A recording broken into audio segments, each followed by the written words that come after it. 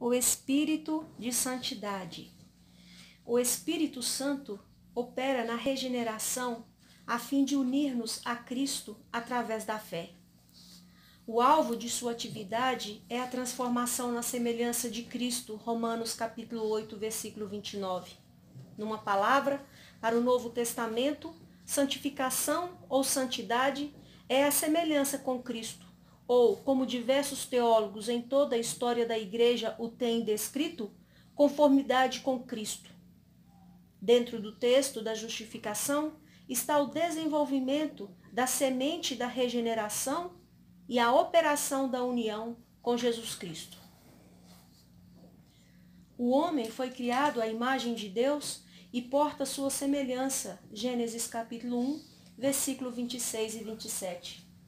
Ele foi chamado para expressá-la em cada aspecto de seu ser, mas ele caiu desse sublime estado. A salvação e sua operação na santificação, consequentemente, tem em vista a restauração do homem à imagem de Deus.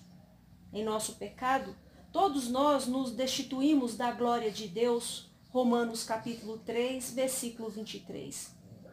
A linguagem de Paulo aqui se acha carregada com a ideia bíblica da imagem divina. Na Escritura, imagem e glória são ideias interrelacionadas.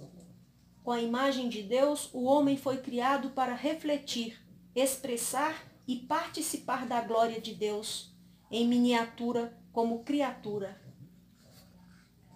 A restauração a este estado se efetua através da obra de santificação realizada pelo Espírito, na qual ele toma os que têm distorcido a imagem de Deus na ignomínia do pecado e os transforma naqueles que portam essa imagem em glória. Isso é o que significa tornar-se participantes da natureza divina, segundo Pedro, capítulo 1, versículo 4. A santificação, contudo, não nos transforma em seres super-humanos. Ao contrário, homens e mulheres se convertem plena e genuinamente naquilo para o que foram criados, agora de modo incipiente, no porvir em completude. Essa é a perspectiva de afirmações apostólicas, tais como em 1 Coríntios capítulo 15, versículo 49. Assim como portamos a imagem do homem que é do pó, também portaremos a imagem do homem que é do céu. 1 Coríntios capítulo 15, versículo 49. Santidade no Antigo Testamento. Estas considerações não devem ser perdidas de vista da linguagem que a Escritura usa para santificação.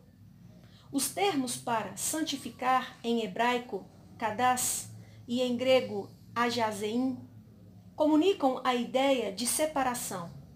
Mas já no ensino do Antigo Testamento, isto inclui o sentido de possessão pessoal. Deus separa homens e coisas para sua própria possessão e propósito.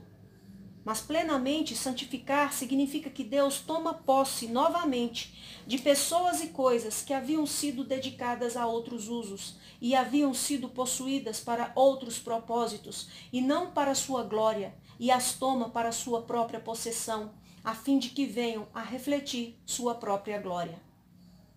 Esta é a significação para a santificação dos pactos divinos no Antigo Testamento.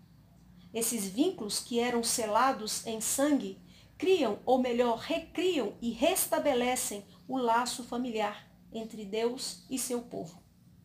Recriam e restauram a fragmentada família de Deus para que expresse a semelhança ou imagem familiar. Isso se faz evidente especialmente na formulação do pacto no Êxodo. É a adoção de Israel na própria família de Deus, Romanos capítulo 9, versículo 4. O relacionamento original entre Deus e o homem é restaurado pela graça. Israel é filho de Deus e deve apresentar seus louvores, portanto, paulatinamente, à imagem da glória de Deus. Os indicativos e imperativos do relacionamento pactual do Antigo Testamento não podiam, portanto, ser meras e frias formalidades. Elas possuem uma conotação distintivamente familiar, almejam reproduzir a semelhança familiar, piedade ou divindade no povo. Assim como o cerne do relacionamento pactual é serei o vosso Deus e sereis o meu povo, ou sou vosso pai e vós sois meus filhos, assim o cerne da santificação no Antigo Testamento é uma aplicação disso. Eu sou o Senhor vosso Deus. Portanto, vós vos consagrareis e sereis santos, porque eu sou santo. Levítico, capítulo 11, versículo 44 a 45. Os elementos nessa revelação da santidade divina e na forma da santidade humana foram gerados para o período de infância da revelação veterotestamentária. A ideia que expressa a imagem divina é assim sublinhada: devemos ser santo como ele é santo. Santificação no Antigo Testamento envolve os primeiros passos infantis do filho adotivo de Deus na vereda, buscando expressar a plena e final glória de Deus.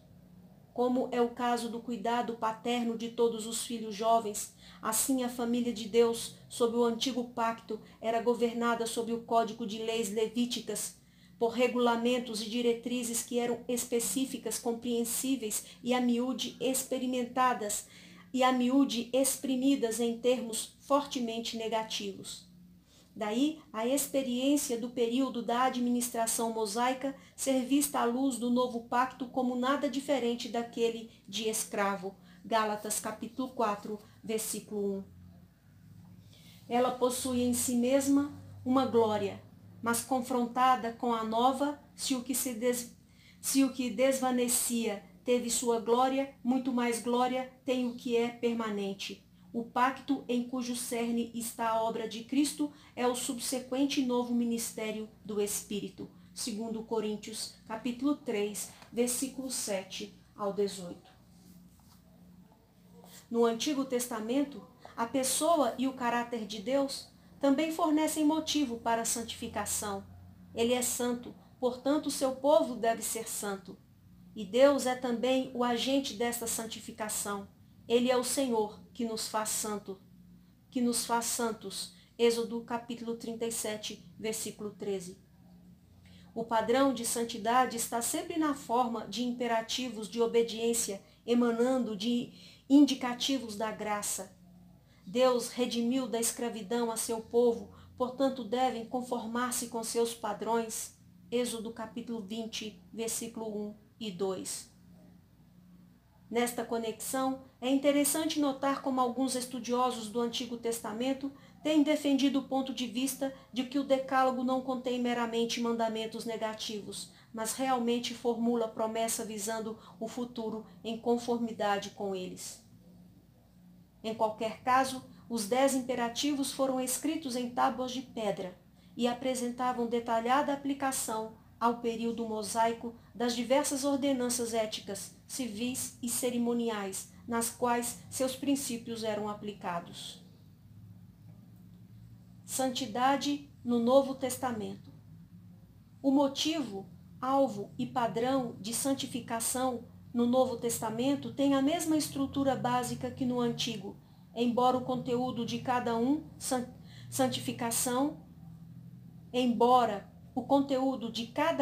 santificação seja agora mais completo ou cristocentricamente mais definido. O alvo é o mesmo, a restauração da imagem divina, Efésios capítulo 4, versículo 24, Colossenses capítulo 3, versículo 10. O padrão é o mesmo. Os indicativos da graciosa autorrevelação de Deus deu origem aos imperativos do coração e à conformidade da vida com ele. Agora, porém, o motivo, o alvo e o padrão são mais agudamente focalizados em Jesus Cristo. O que fora revelado de uma forma opaca e fragmentária no Antigo Pacto é plenamente claro no Novo. A salvação é em Jesus Cristo, que é o telos do pacto. Santificação significa ser restaurado à glória, imagem de Deus, tornando-se semelhante a Jesus Cristo. No novo pacto, o conteúdo específico da nova obediência envolve despir-se do velho e vestir-se do novo homem. Efésios capítulo 4, versículo 24, Colossenses capítulo 3, versículo 10. O fim em vista está expresso na afirmação panorâmica de Romanos capítulo 8, versículo 29. Porquanto aos que de antemão conheceu, também os predestinou para serem conformes à imagem de seu Filho, a fim de que ele seja o primogênito entre muitos irmãos. Semelhança com Cristo é o fim em vista. Santificação é a transformação que ela produz. Agora, eu sou o Senhor que vos santifica. Se torna, eu sou Jesus Cristo, que por meu Espírito vos transformarei em meus semelhantes. Sede santos, porque eu sou santo, significa vós pertenceis à família de Deus. Jesus Cristo é o vosso irmão mais velho. Seu Espírito habita em vós, capacitando-vos a seguir de seus passos. Sede como ele. Santidade é a semelhança com Cristo. Como o Espírito de Cristo, o Espírito Santo é o agente desta transformação. Cristo, santificado por nós. Uma só afirmação panorâmica no Novo Testamento sumaria o fundamento da santificação. Em sua oração sacerdotal, Jesus diz a seu Pai: "E a favor deles eu me santifico a mim mesmo, para que eles também sejam santificados na verdade." João, capítulo 17, versículo 19. Sob o antigo pacto, o sumo sacerdote, como representante do povo, passava por um rigoroso processo de santificação cerimonial em preparação para sua função no ritual do dia da expiação. Assim também, o sumo sacerdote, que é maior que Arão, deveria santificar-se para o genuíno ministério sacrificial da expiação. Calvino diz de Cristo que ele assumiu tanto o nome quanto o caráter dos pecadores, a fim de tomar seu lugar em todo o curso de sua vida. Por meio de sua obediência durante a vida, ele fez o que deveria fazer. Por sua obediência à morte de cruz, ele não se fez culpável do que temos feito no âmbito do pecado. Toda a sua vida era santificada ou devotada a Deus para a concretização de seu ministério. No sentido mais fundamental, o Novo Testamento vê Jesus como o autor da santificação, seu pioneiro. Perfeita humanidade, perfeita santidade é, antes de tudo, expressa nele. Assim como ele não morreu por si próprio, mas para fazer o efeito de sua morte uma propiciação disponível a nós, nem viveu para si próprio, mas para tornar-nos disponível pela união com ele, a santificação que ele consumou em nossa humanidade. A santidade humana, que se torna nossa através do Espírito, teve sua origem na santidade operada por Cristo ao longo do curso da encarnação. Ele se santificou a si mesmo por nossa causa, para que pela união com o Santo nos tornemos santos. Hebreus, capítulo 2, versículo 10 ao versículo 12. E pela participação da natureza divina, ou seja, sua santidade, expressa em nossa humanidade, possamos escapar-nos da corrupção do mundo oriunda dos maus desejos. Segundo Pedro, capítulo 1, versículo 4. Já observamos a natureza multidimensional da união com Cristo, radicada não só na ordenação divina, mas especificamente na união do Filho conosco em nossa humanidade. Agora, a relevância disto para a santificação vem à superfície. A natureza da santificação consiste no fato de ser ela genuína semelhança com Deus. Visto a semelhança com Cristo ser a plena expressão da imagem de Deus no homem, genuína santificação é genuína humanidade.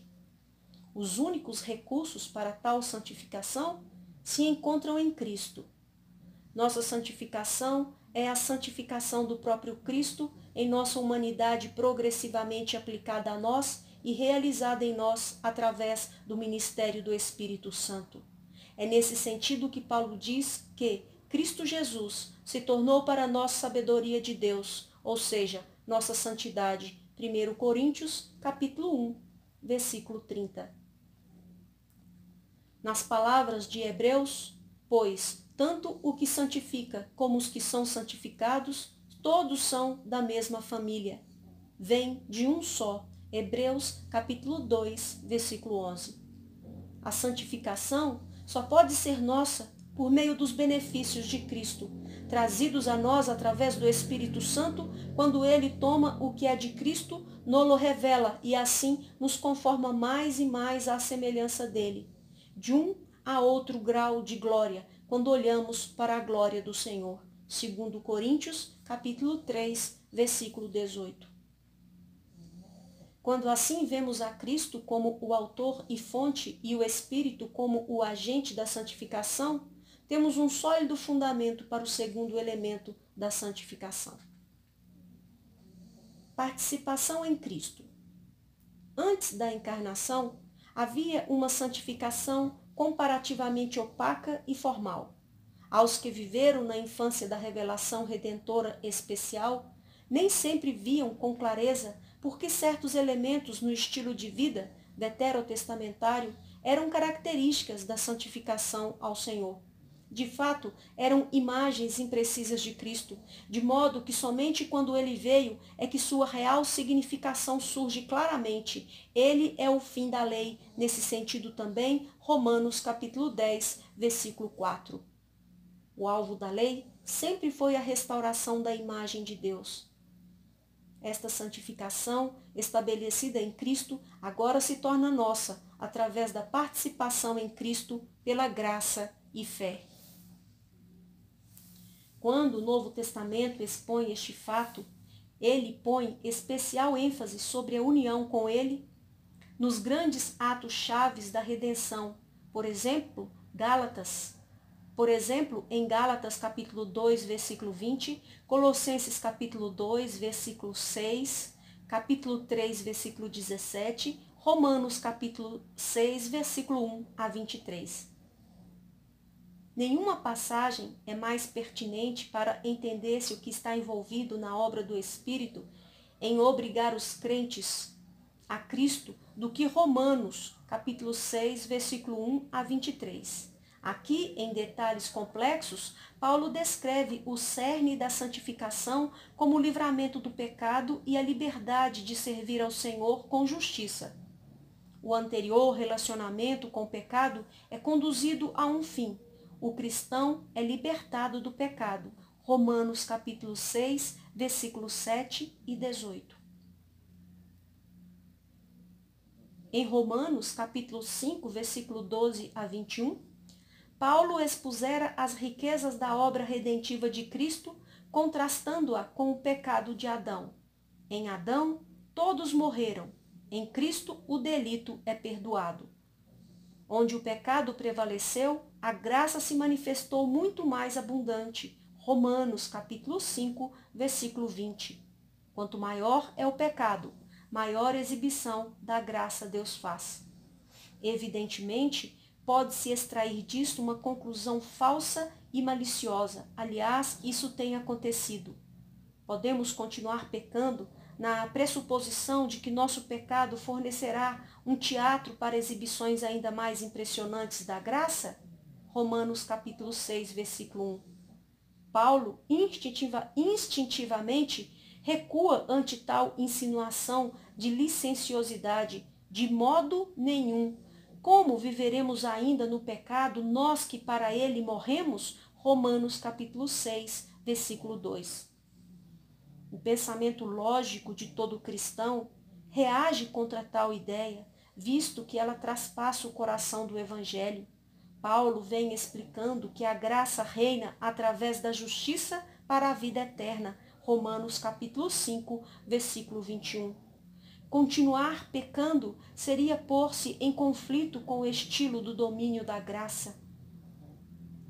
A esse recuo instintivo, Paulo adiciona uma explicação da importância da união com Cristo, a qual o Espírito nos conduz.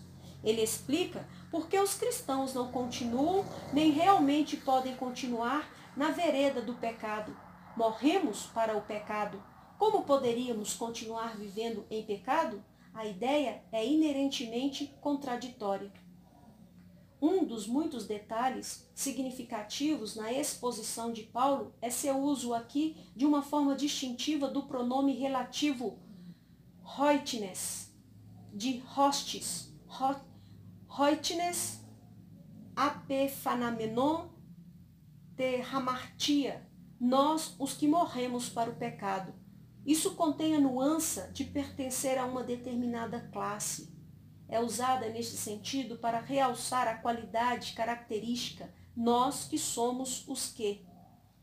Podemos expressar a força da linguagem de Paulo traduzindo nós que pertencemos à categoria de pessoas que morreram para o pecado. A ideia é que, por definição, os crentes são os que morreram para o pecado. Sendo esse o caso, é inconcebível uma contradição de quem e do que somos, que casualmente continuaríamos pecando. Insinuar tal coisa é demonstrar que alguém não compreendeu que a graça que traz o perdão vem reinar através da justiça, através de nosso Senhor Jesus Cristo, Romanos capítulo 5, versículo 21, ou seja, através da união com Cristo. Os crentes em Cristo têm uma identidade nova e distinta em virtude do laço de união que o Espírito cria entre eles e Cristo. Se por definição já morreram para o pecado, não podem continuar vivendo nele. Além do mais, também já ressuscitaram, ao operar o Espírito, a fé, união com Cristo para novidade de vida. Romanos capítulo 6, versículo 8 e 11. A própria ideia de continuar em pecado, a logomarca da velha vida, sugere o impossível, que o cristão pode engajar-se numa autocontradição, negando sua nova vida em Cristo. Mas por qual ministério do Espírito os crentes morreram para o pecado e ressuscitaram para uma nova vida? E quais são as implicações? Eis aqui as perguntas formuladas e respondidas no que se segue. De forma apropriada, ele começa com um apelo ao batismo a fim de explicar a identidade do crente. Todos quantos foram batizados na morte de Cristo. A água do batismo está na mente de Paulo aqui. Ele usa linguagem semelhante em Colossenses capítulo 2, versículo 11 e 12, onde a água do batismo indubitavelmente está em pauta. Esse batismo, porém, é naturalmente o sinal físico do qual o batismo com o Espírito é a realidade. Ele marca o ponto em que os indivíduos são publicamente identificados como pertencentes à comunidade pactual como cristãos. No batismo, recebem o nome de Cristo e são postos sob uma nova autoridade, batizados, por assim dizer, de seu próprio nome para o nome de Cristo. Paulo aqui elabora detalhadamente o que tal ato implica. Se foram batizados em união com Cristo, e este é o cerne de sua nova identidade, então segue-se que foram batizados na morte e ressurreição de Cristo. Mas, primeiro, se foram batizados na morte de Cristo, então participam da significação daquela morte? E segundo, se foram batizados na ressurreição de Cristo, então participam também do que essa ressurreição significa. Portanto, a questão exegética central é: qual é a significação da morte e ressurreição de Cristo? Paulo o explica assim. A morte de Cristo foi uma morte para o pecado, pois quanto a ter morrido de uma vez para sempre, morreu para o pecado. Romanos capítulo 6, versículo 10. A morte é o salário do pecado. Romanos capítulo 6, versículo 23. Cristo quitou esse salário e subjugou na cruz a servidão do pecado. Ele veio sob o domínio do pecado e morreu para todas as reivindicações dele, o pecado, contra si mesmo. Agora, o pecado não tem mais reivindicações contra Cristo, nosso substituto. Todos os seus salários foram pagos em sua morte. Suas reivindicações são exauridas. Se tal é o significado da morte de Cristo para o pecado, segue-se que é nisto que participamos da morte de Cristo para o pecado. Em Cristo em união com ele, também já morremos para a servidão do pecado. O domínio do pecado findou-se. Não somos mais seus súditos. A ressurreição de Cristo no poder do Espírito foi uma ressurreição para a vida escatológica, a vida pneumatológica. Romanos capítulo 1, versículo 3 e 4. 1 Coríntios capítulo 15, versículo 45. A vida que ele agora vive, em contraste com a morte que ele morreu para o pecado, é uma vida para Deus. Romanos capítulo 6, versículo 10. Se fomos unidos com ele, segue-se que fomos constituídos como cristãos, em união com ele pelo Espírito, a viver para Deus. Romanos capítulo 6, versículo 4, parte B. Visto que ambos esses elementos são verdadeiros em relação a nós, e é para o que o batismo aponta, agora fica em evidência porque Paulo recua ante a ideia de que podemos continuar no pecado para que a graça seja abundante. Pois fazer isso contradiz o modo no qual a graça já transbordou, ou seja, pelo ato de o Espírito nos unir a Cristo em sua morte para o pecado e sua ressurreição para a justiça. Continuar em pecado seria negar nossa identidade básica como cristãos. Seria eliminar da água de nosso batismo toda a significação do batismo do Espírito, do qual ela é o emblema. Paulo continua explicando as implicações disso na mais complexa declaração de sua exposição. Sabendo isso, que foi crucificado com ele nosso velho homem, para que o corpo do pecado seja destruído, e não sirvamos ao pecado como escravos. Romanos capítulo 6, versículo 6. Aqui está a rica tapeçaria da obra do Espírito, mas as expressões cruciais, tais como velho ego, corpo do pecado, feito impotente e livre do pecado, demandam todas uma análise mais detalhada. Velho ego, ho palaios antropos. Neste contexto, esta expressão não indica como sugerido por NVI, velho eu, e por NEB, o homem que uma vez existia, meramente o que eu tinha no volume de minha biografia. Sua significação se deriva do cenário de Romanos capítulo 5, versículo 12 a 21. Ela põe a primeira vida em seu contexto cósmico, que é o seu contexto adâmico. Velho ego / homem sugere um contraste verbal com o que agora eu sou em Cristo, o novo ego / homem. O velho homem é tudo o que eu fui em Adão antes de ser unido a Jesus Cristo, na carne sob o domínio do pecado, sob a condenação da lei e destinado para a morte. Mas o velho ego / homem foi crucificado com Cristo. Embora isso fosse representativamente verdadeiro na cruz, este com Cristo, sim Cristo, denota união existencialmente realizada, operada pelo Espírito, com aquele que, como já vimos, é multidimensional em seu caráter. Esta crucificação historicamente redentiva concretizou-se no Calvário. Existencialmente, sua significação e implicações são realizadas em nós pelo Espírito na regeneração, arrependimento e fé. Esta última realização está radicada na historicidade da primeira.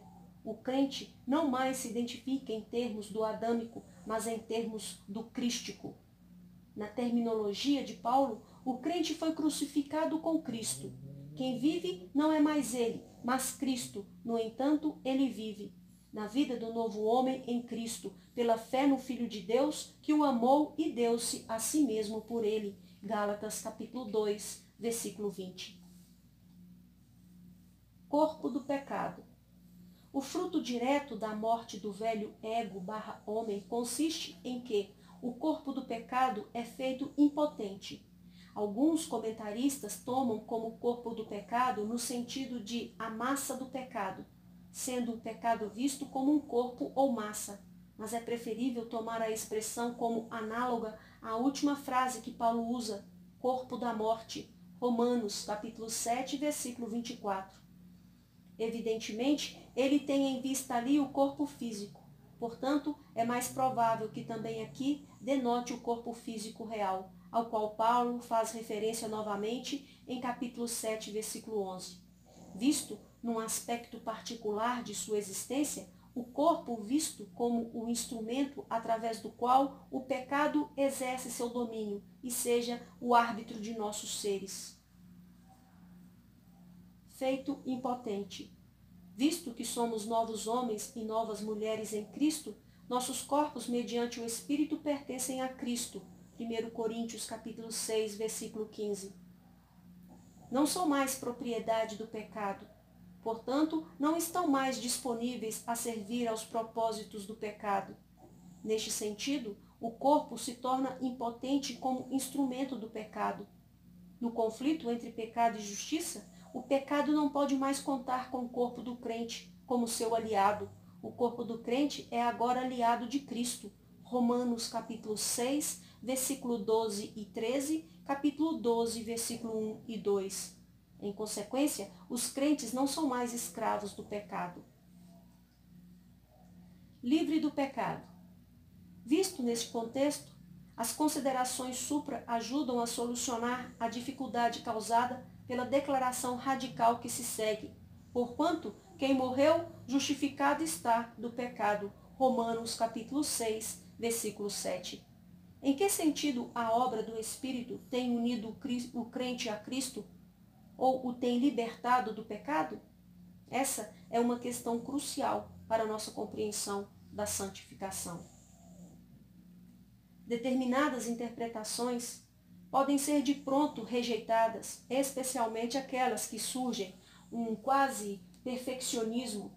J.B. Phillips, em sua paráfrase arbitrária de Romanos, traduz assim as palavras de Paulo, abre aspas, pois pode-se afirmar com segurança que uma pessoa morta está livre do poder do pecado, fecha aspas, provavelmente seguindo o que em seus dias era o comentário padrão inglês sobre Romanos de W. Sunday e A.C. Hedlund. Mas tal interpretação é exegética e existencialmente impossível. Paulo, evidentemente, não considera nem a si mesmo, nem a seus companheiros cristãos imunes do pecado. Ele, como nós, podia sentir seu poder. Ele podia seguramente dizer que não era imune ao pecado. Outros comentaristas limitam as palavras de Paulo à ideia de justificação. De fato, a frase que ele usa, livre do pecado, pode, como uma declaração isolada, ser compreendida como aquele que morreu está literalmente justificado do pecado, livre do pecado no sentido de estar livre de sua culpa. Não obstante, 3 considerações sugerem que as palavras de Paulo não podem ser limitadas à significação forense aqui. Primeiro, no contexto, ele está explicando por que não somos mais escravos do pecado. Romanos capítulo 6, versículo 6. Ele, pois, está fundamentando a liberdade da servidão do pecado, não meramente de sua culpa, segundo o que ele diz. O uso que Paulo faz de Caio neste contexto parece, pois, conter a nuance de quitar, ou seja, isentar de obrigação. O cristão não é mais responsável pelo pecado. Segundo, mais adiante, nessa passagem, quando Paulo aplica seu ensinamento, ele afirma mais diretamente que o crente está livre do pecado no sentido de livramento da escravidão à sua autoridade. Outrora escravos do pecado, Romanos capítulo 6, versículo 17. Implica que não mais o são, e acrescenta, e uma vez libertados do pecado, fostes feitos servos da justiça, Romanos capítulo 6, versículo 18. Aqui ele usa o verbo padrão para a liberdade do cativeiro ou escravidão, visto que todo o contexto de Romanos, capítulo 6, versículo 16 ao versículo 20, consiste na escravidão ao pecado e no livramento do mesmo. Não meramente da culpa do pecado e seu perdão, pode haver pouca dúvida de que Paulo esteja ensinando que o crente é libertado da escravidão tanto quanto da penalidade do pecado. Terceiro, mais uma chave é aqui fornecida pelo fato de que, ao longo dessa seção de Romanos, Paulo parece encarar o pecado como um poder estranho e virtualmente o personifica como o pecado. Suas descrições da atividade dele, o pecado, visam a enfatizar o seguinte: o pecado é retratado como o rei que reina. O pecado reinou na morte, capítulo 5, versículo 21 de Romanos. Não reine o pecado, capítulo 6, versículo 12. Como um general que emprega nossos corpos como armas em sua guerra, instrumentos ou armas de impiedade, Romanos capítulo 6, versículo 13. Como um árbitro que tiraniza, o pecado não mais será vosso árbitro, Romanos capítulo 6, versículo 14. E como um empregador que paga salários, o salário do pecado é a morte, Romanos capítulo 6, versículo 23. Por toda a passagem, pois, o enfoque de Paulo é sobre o domínio ou reinado do pecado, e não sobre a culpa que ele traz. Esse reinado foi desfeito por aqueles que têm sido batizados em Cristo e que, através do Espírito, vieram a participar da morte de Cristo para o pecado e a ressurreição para a nova vida. Não significa que a natureza inerente do pecado tenha mudado, ainda quando seus direitos sobre o crente chegaram ao fim. Tampouco significa que a presença do pecado seja erradicada. Ao contrário, significa que os cristãos estão em relação para com o pecado na mesma tensão escatológica que marca toda a presente vida no Espírito.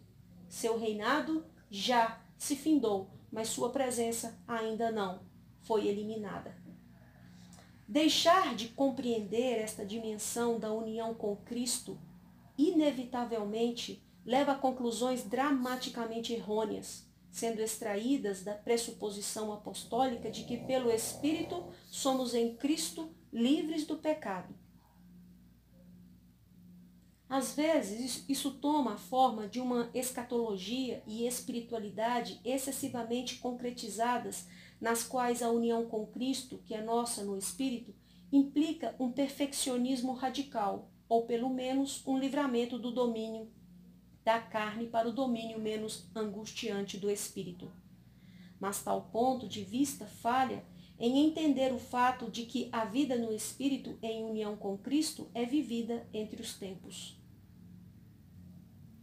Mais de meio século após a ocorrência, a ilustração de Oscar Cullmann dos acontecimentos da Segunda Guerra Mundial continua valiosa para iluminar o presente caráter da vida no Espírito. Nossa guerra, o dia D, a intervenção decisiva da invasão das forças aliadas da Europa em 1944, se deu em um ano antes da vinda do dia V, o fim da guerra na Europa em 1945.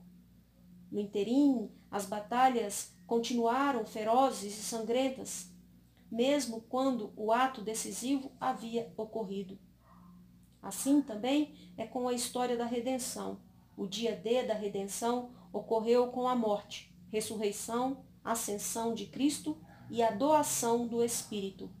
Ele tem agido decisivamente contra os poderes do pecado, de Satanás e da morte que tiranizavam seu povo. Não obstante, os conflitos com o pecado e também com Satanás e a morte continuam árduos. São reais e dolorosos, mas ocorrem dentro de um contexto diferente de qualquer batalha contra o pecado que marcou a antiga vida em Adão, da qual o Espírito estava ausente. Agora, o cristão se engaja no conflito com o pecado da perspectiva do livramento dos prisioneiros no campo de guerra. A vitória decisiva sobre o domínio do pecado é uma realidade presente no Espírito. A vitória final é assegurada, mas há ainda sangria, e é preciso vestir-se de toda a armadura de Deus. O cristão, como sublinha Abraham Kuyper, está ainda sob o tratamento do Espírito. O dia D está ainda por vir. Isto é confirmado pelo fato de Paulo seguir a série de afirmações indicativas em Romanos, capítulo 6, versículo 3 a 10, onde ele descreve as novas realidades da união com Cristo, com uma série de imperativos em Romanos, capítulo 6, versículo 11 ao versículo 14, os quais delineiam implicações para a vida entre os tempos. Primeiro, compreenda que em Cristo o reinado do pecado terminou e você morreu para o pecado. Romanos capítulo 6, versículo 11. Segundo, que o pecado não mais reine existencialmente, visto que ele realmente não mais tem autoridade sobre você. Romanos capítulo 6, versículo 12. Terceiro, não permita que seu corpo seja oferecido em serviço mercenário ao pecado, induzido pelos prazeres imediatos que ele oferece. Romanos capítulo 6, versículo 13. Quarto, entregue-se deliberadamente ao Senhor como alguém que reconhece sua nova identidade, como alguém que foi trazido da morte para a vida. Ponha os membros de seu corpo no arsenal do Senhor. Romanos capítulo 6, versículo 13. As demandas ou deveres da graça são coextensivos com a divina obra da graça. O padrão da regeneração, fé, no qual o Espírito nos inaugura na união com Cristo, continua ao longo da vida inteira. Os imperativos do Evangelho operam no mesmo campo que os indicativos. Deus está santificando a pessoa inteira, corpo, alma e espírito. 1 Tessalonicenses, capítulo 5, versículo 23. O crente deve, portanto, santificar a pessoa inteira, corpo, alma e espírito. Deus está operando nos crentes tanto o querer como o realizar, segundo o seu beneplácito. Os crentes, pois, estão desenvolvendo a significação de sua união com Cristo na morte para o pecado e na vida para Deus, em vidas de obediência e consagração universais. Filipenses capítulo 2, versículo 12 e 13. O ensino de Paulo aqui é o cerne da doutrina da santificação. Ele sublinha o que significa morrer para o pecado, ou seja, não é um produto de nossa própria experiência. Nesta conexão, John Murray tem um comentário de incisiva significação prática e pastoral. Abre aspas. Estamos também prontos a dar atenção àquilo que julgamos ser os difíceis e empíricos fatos da confissão cristã. E temos apagado a clara linha de demarcação que define a Escritura. Como resultado, perdemos nossa visão da sublime vocação de Deus em Cristo Jesus. Nossa ética perdeu sua dinâmica e nos conformamos a este mundo. Desconhecemos o poder da morte para o pecado na morte de Cristo e não somos capazes de suportar o rigor da liberdade, da emancipação redentora. Morremos para o pecado. A glória da realização de Cristo e a garantia da ética cristã estão atadas a essa doutrina. Se vivemos em pecado, então não morremos para ele. E se já morremos para o pecado, então não mais vivemos nele, pois como viveremos ainda no pecado, nós, os que para ele morremos? Romanos capítulo 6, versículo 2, fecha aspas. Este mesmo fundamento para a santificação é lançado por Paulo num contexto diferente, porém não menos interessante em Colossenses capítulo 2, versículo 6, capítulo 3, versículo 17. Aqui ele está combatendo o falso ensino sobre a vida no Espírito. Ao fazer uma leitura entre linhas, alguém tem a impressão de que alguns dos colossenses ainda não haviam descoberto que a vida no Espírito era tudo o que esperavam. Particularmente, tudo indica que haviam retrocedido pela influência contínua do pecado em suas vidas. Eram, pois, solo frutífero para o cultivo de um conceito herético sobre a santificação que prometia plenitude espiritual. A heresia colossense, qualquer que fosse sua identidade, envolve claramente um determinado ascetismo místico como a vida de acesso a tal plenitude e perfeição. Colossenses capítulo 2, versículo 16 a 23. Segundo Paulo, não obstante, o ascetismo externo jamais poderá restringir a indulgência da carne. Colossenses capítulo 2, versículo 23. Então, o que capacita os crentes a tratar do pecado visando ao progresso e santificação? Paulo baseia sua resposta no fato de que os que já foram batizados em Cristo estão unidos a Ele de uma forma tal que participam de sua morte, sepultamento, ressurreição, ascensão e glorificação final. Essa nova identidade em união com Cristo é o princípio fundamental que o Espírito estabelece para tratar adequadamente da presença contínua do pecado. Sobre esta base, os crentes são despidos das características do velho homem e vestidos das características do novo homem que está sendo renovado no conhecimento segundo a imagem do Criador. Colossenses capítulo 3, versículo 10. O fato da união com Cristo em sua morte para o pecado e na nova vida para Deus é o fundamento para o crescimento em santidade. O conhecimento dela comunica motivação. Imitação de Cristo. Se a glória de Deus é o alvo último de todas as coisas, inclusive de nossa santificação, conformidade com Cristo é o alvo imediato dessa santificação. Somos chamados para sermos semelhantes a Ele. Nossa correspondente responsabilidade deve assemelhar-se a Ele.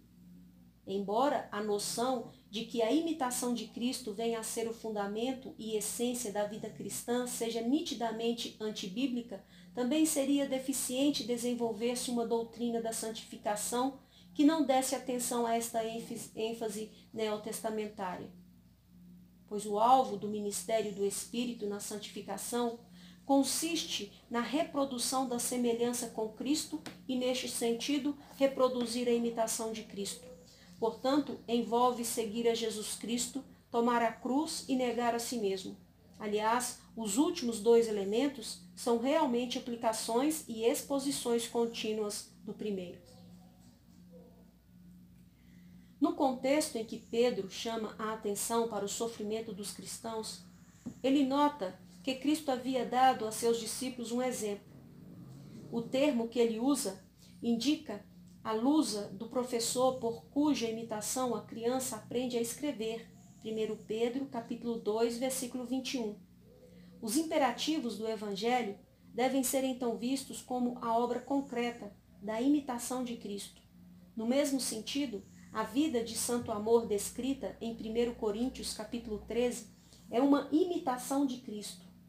O fato de nossa participação e comunhão com Ele através do Espírito torna tal imitação possível. As exortações do Novo Testamento dão essa imitação forma concreta e diretriz específica. Isso já se faz evidente no próprio ato de Nosso Senhor ao cingir-se com a toalha de servo, João capítulo 13, versículo 1 a 20. Embora essa fosse uma parábola intencional de sua obra, também serviu como a lousa do professor.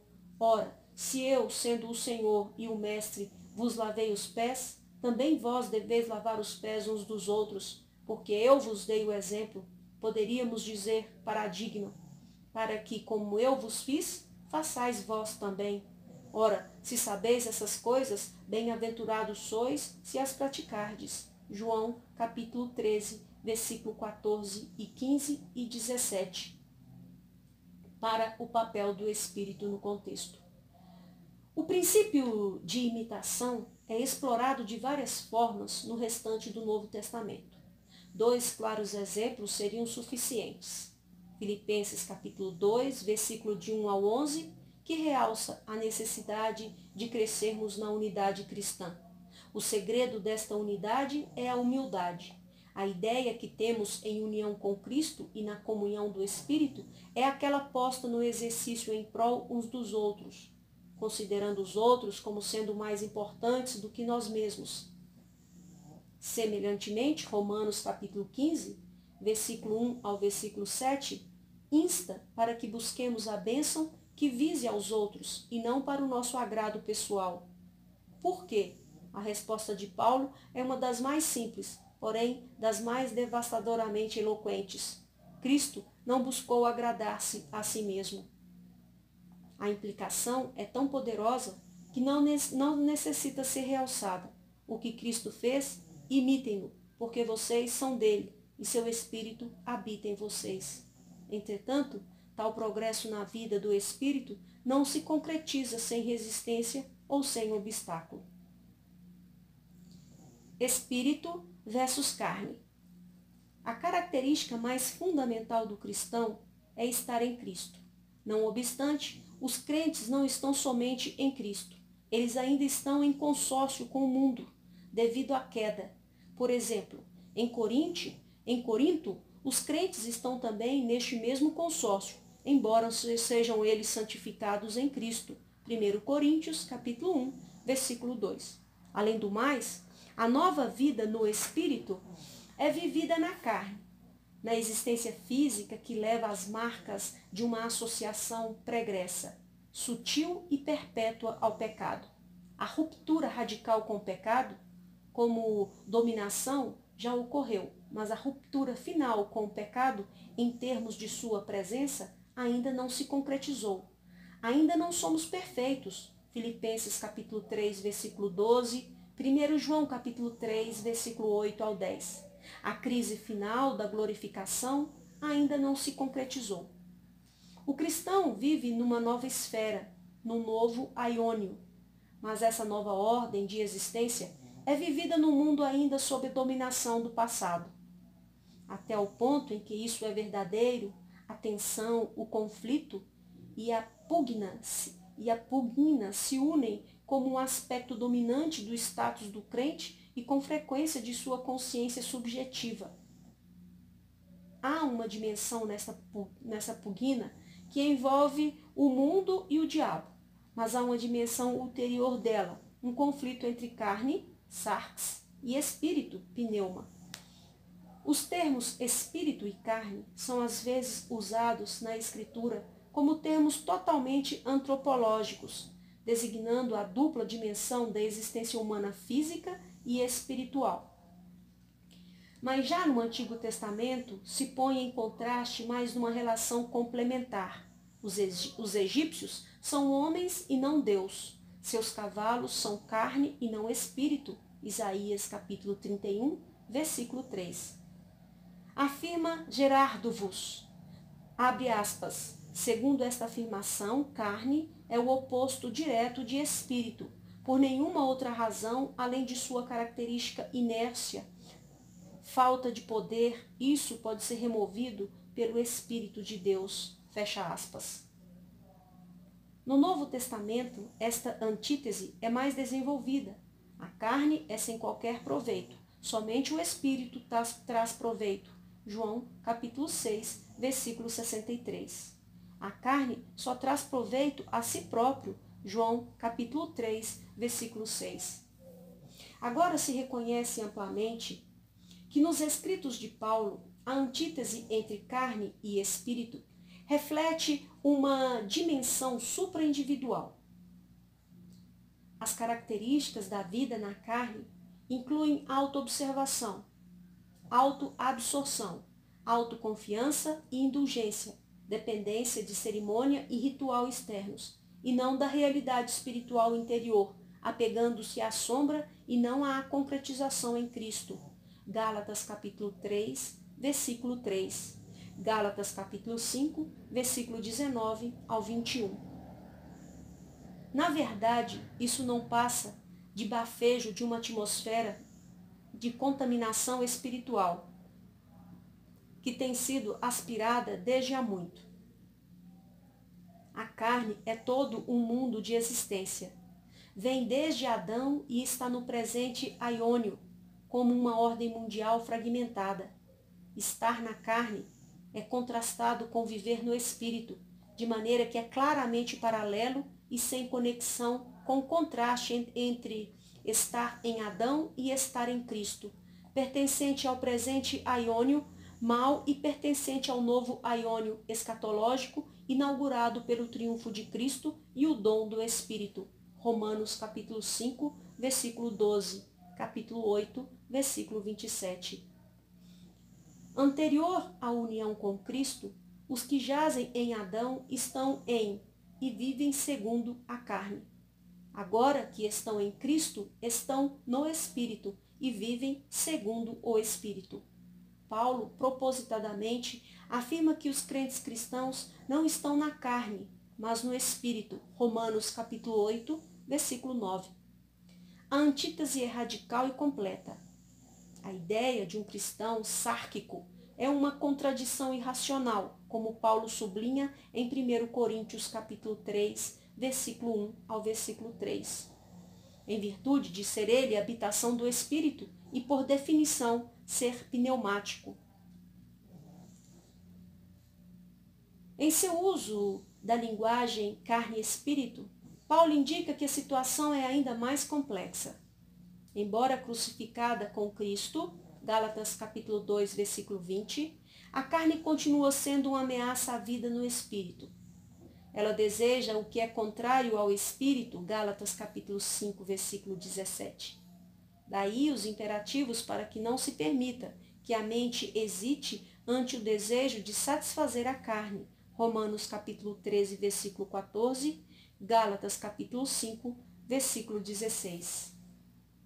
Assim, a vida no Espírito não é ainda vivida no contexto da ordem final após a ressurreição. Ao contrário, a vida pneuma, é vivida no contexto da presente ordem. Mesmo a nova vida em Cristo, vivida no Espírito, tem como seu contexto a existência física e mental que é desde muito dominada pela carne. O conflito ou tensão que vem a lume pode ser retratada bem vividamente assentando lado a lado duas afirmações de Paulo. Gálatas capítulo 2, versículo 20. Fui crucificado com Cristo e já não sou eu quem vive, mas Cristo vive em mim. Romanos capítulo 7, versículo 17 a 20. Neste caso, quem faz isso já não sou eu, mas é o pecado que habita em mim. Eu sei que em mim, isto é, em minha carne, não habita bem nenhum. Mas se eu faço o que não quero, já não sou eu quem o faz, e sim o pecado que habita em mim. Aqui está o mais desconcertante elemento do presente status do cristão: o conflito suprapessoal, carne-espírito. Possui um profundo eco na existência do crente. Cristo habita pela fé o coração, Efésios capítulo 3, versículo 17. Não obstante, o pecado também habita ali. De fato, a situação não é que dois poderes iguais se opõem um ao outro. A graça está reinando através da justiça. Não estamos na carne, mas no espírito. Por essa mesma razão, porém, a tensão e o conflito se tornam com isso muito mais amargos e urgentes. Há uma radical e profundamente radicada situação de conflito no progresso de santificação que nunca deve ser minimizada. Agir assim seria inclinar-nos ou a cair no incipiente perfeccionismo, a carne não tem vigor algum em mim, ou a ter uma visão inadequada da salvação, deixar de compreender através do Espírito que o Senhor Jesus Cristo habita em nós como a esperança da glória. O locus clássicos deste conflito tem sido tradicionalmente estabelecido no ensino de Paulo em Romanos capítulo 7, versículo 13 ao versículo 25. Passagem essa que se tem comprovado ser um campo de batalha exegético. Quem é o homem miserável? O ponto de vista de que esta passagem se refere à vida cristã de Paulo tem recebido a defesa de muitas das grandes figuras na história da teologia. Atanásio o sustentava, Agostinho se bandeou para ele, Calvino o expôs.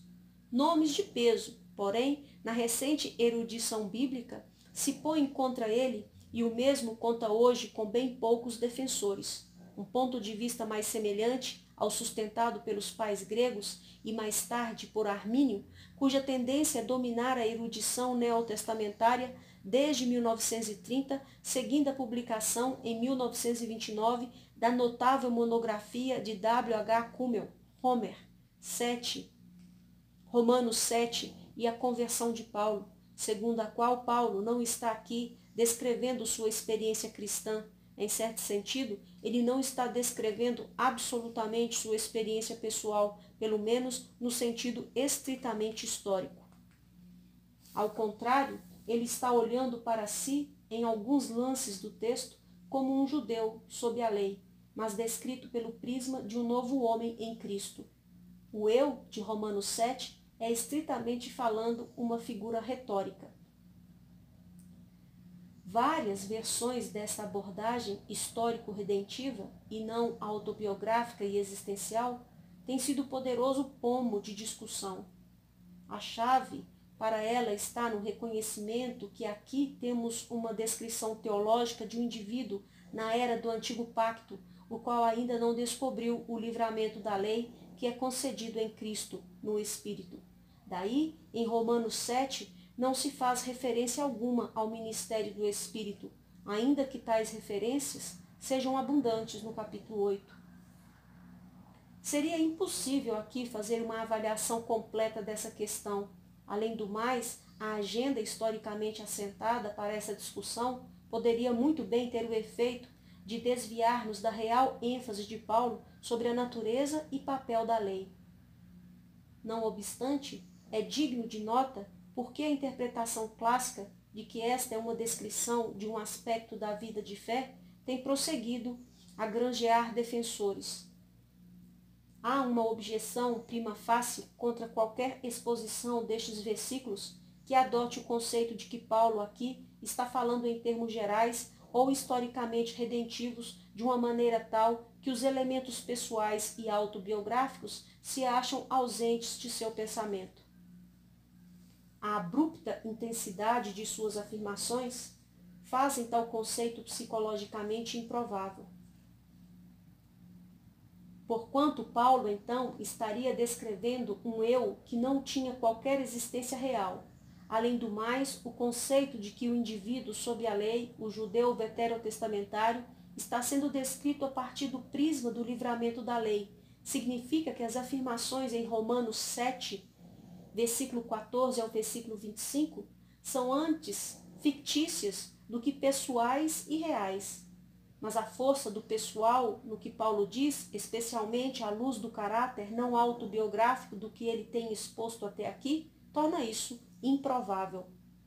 Demais, a continuidade do tema da passagem, o eu no contexto da transição do pretérito em Romanos capítulo 7, versículo 6 ao versículo 13, para o presente, usado constantemente em Romanos capítulo 7, versículo 14 ao 25.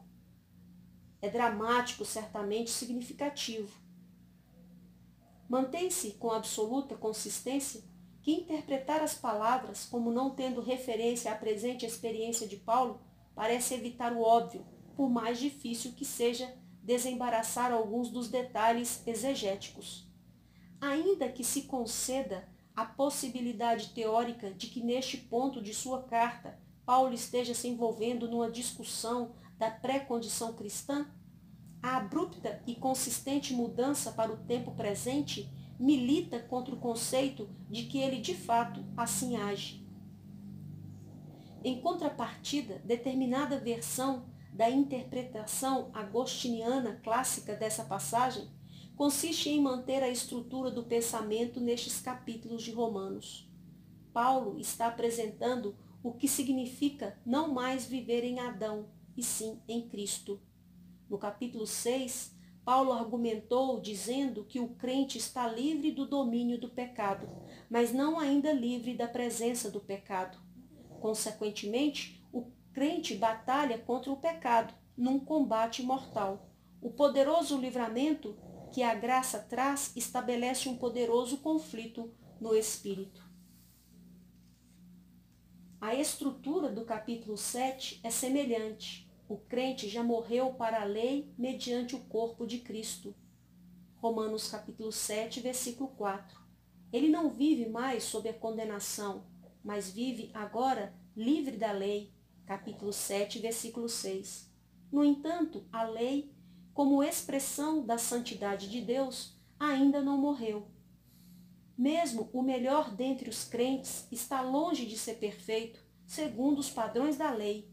Enquanto o crente estiver na carne, nele permanece aquilo que a lei condena, o qual, visto em sua própria luz, o faz prisioneiro da lei. Portanto, o que está envolvido não é simplesmente uma luta contra o pecado, um inevitável senso de frustração em relação à lei, até que o livramento, por fim, se concretize na ressurreição. Esta perspectiva geral consiste em conservar uma série de considerações-chave adicionais nas afirmações específicas nessa passagem. Primeiro, ao distinguir em Romanos capítulo 7, versículo 17, entre seu ego genuíno, o próprio eu, e o pecado que habita nele, Paulo de modo algum procura isentar-se da responsabilidade por seu pecado. Contudo, se distancia do pecado de uma maneira certamente característica do cristão crente que está em Cristo, mas não é ainda plenamente semelhante a Cristo, na obediência às demandas da lei.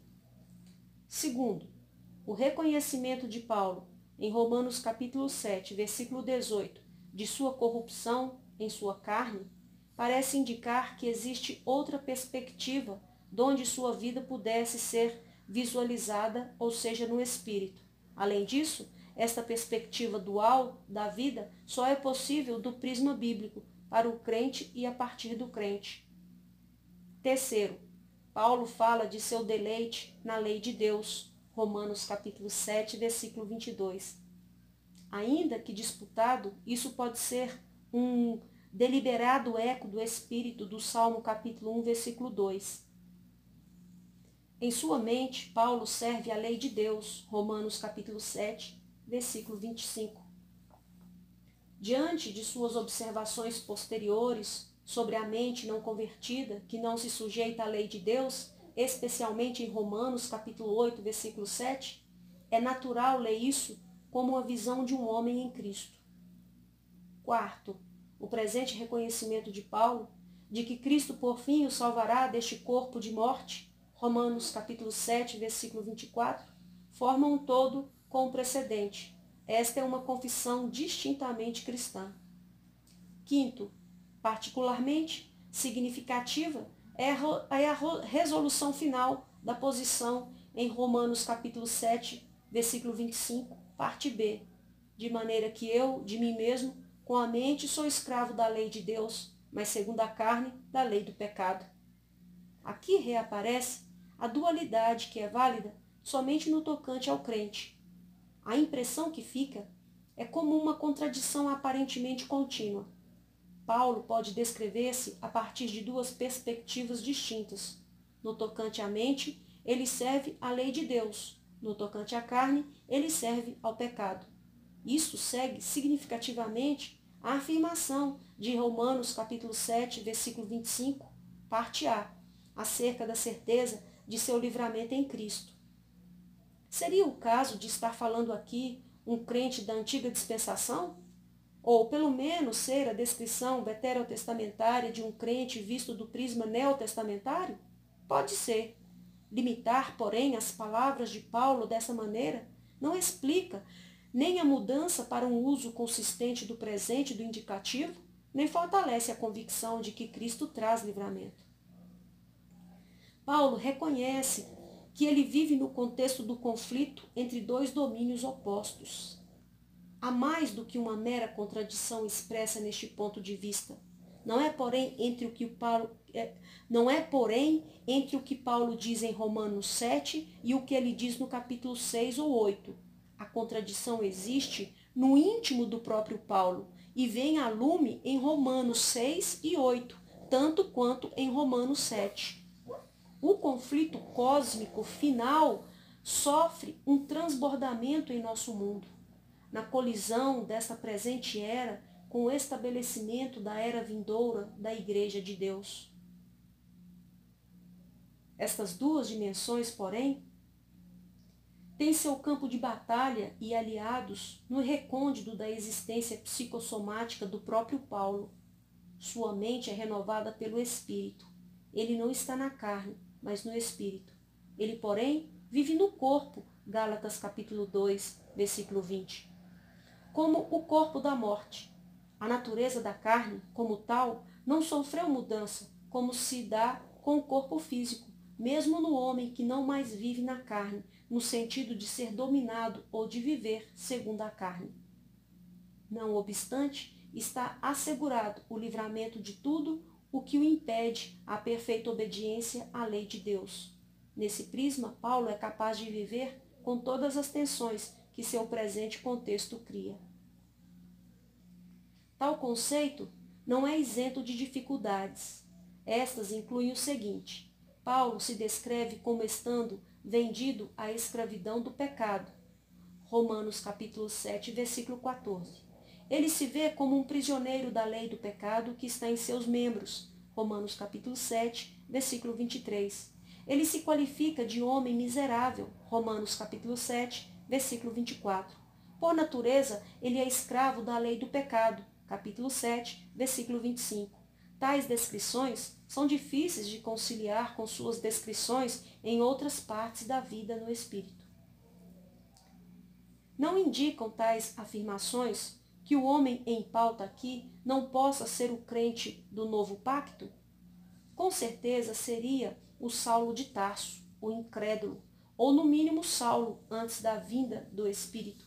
Ainda quando existiam indicações, aliás, os próprios detalhes que levam a interpretar o eu como sendo um crente, que insinuam ser este o homem veterotestamentário, visto de uma perspectiva da fé neotestamentária.